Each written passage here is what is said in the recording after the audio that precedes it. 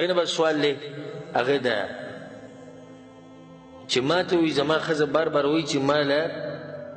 ټي وي راوړه د دې دپاره چې زه به کور کې یوازې یم او بچي مې نشتي نو آیا د دې خبره منل جایز دی او که نه؟ جواب سبحان الله یعنی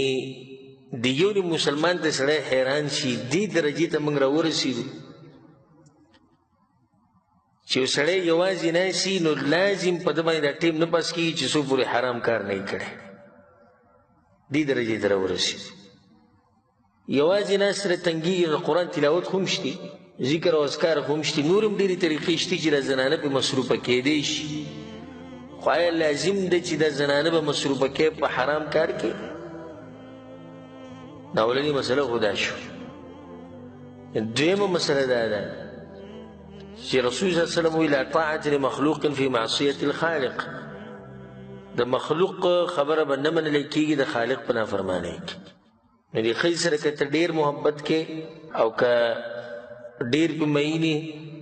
او که هر قسمه قرباني وله کې خو دا خبره به وله نه منې ځکه چې دا د ګناه ده او مسلمان له پکار چې خپل رب باندې غیرت کوي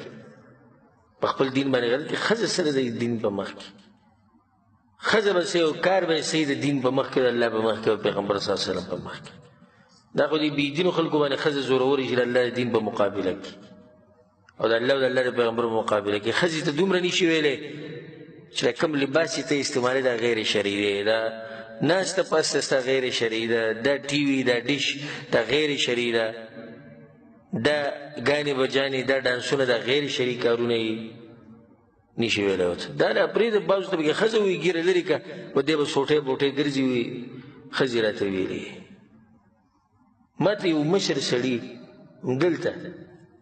یو درس موږ فارغه شو راووتو او که نه و داسې 15 کالو نه د 50 په منځ کې به داسې و هغه برش غونته کې ږیره پرېښودې هغه 2-3 ورځې جامد شي نو ما ورته پرې لاره باندې دا نصیحت وکړو ما دا ږیره غټۍ ولې نه وایي هغه راته وایي چې داسې ښکلی ښکارې ما داسې جدا کړو سیټ ته ورسره ولاړو ما یې لکه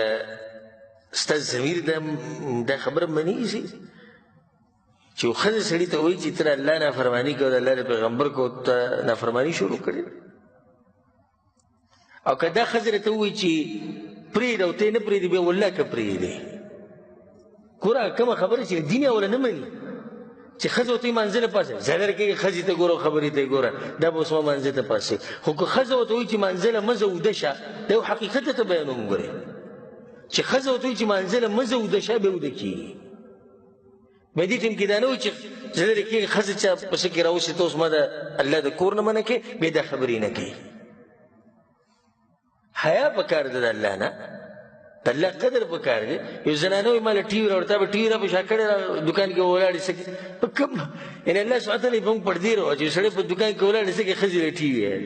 دوکان کې ولاړې ډیشې دي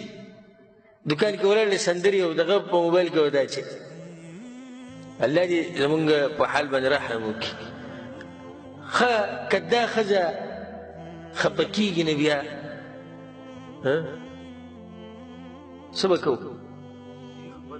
خفه دي شي خو د الله نافرماني به نه کېږي هېڅ خبر نه خفه دي شي یو ورځ به خفه وي 2-3 هفته میاشت کال بیا به خوشحاله شي او که نه خوشحالېږي نه دې خوشحالېږي که نه د دې الله تعالی تپوس نه کوي چې پلانیه ولې د ډیش نه راوړی او د دې نه تپوس کوي چې پلانیه ولې تا دې ښځې له اسلامي تربیت نه ورکړی د دې به نه تپوس کوي دا کومې خبرې چې تپوس کوي دا یې موږ سره غم نشتي او دا کومې چې تپوس نه کوي د هغې غم وړي وو د الله نه یره پکار او دې ورور ته زموږ دا نصیحت دی چې ټي وي کور ته رانه وړه الله سبحانه تعالی دې تاسو له نیک عمل اولاد درکړي والله اعلم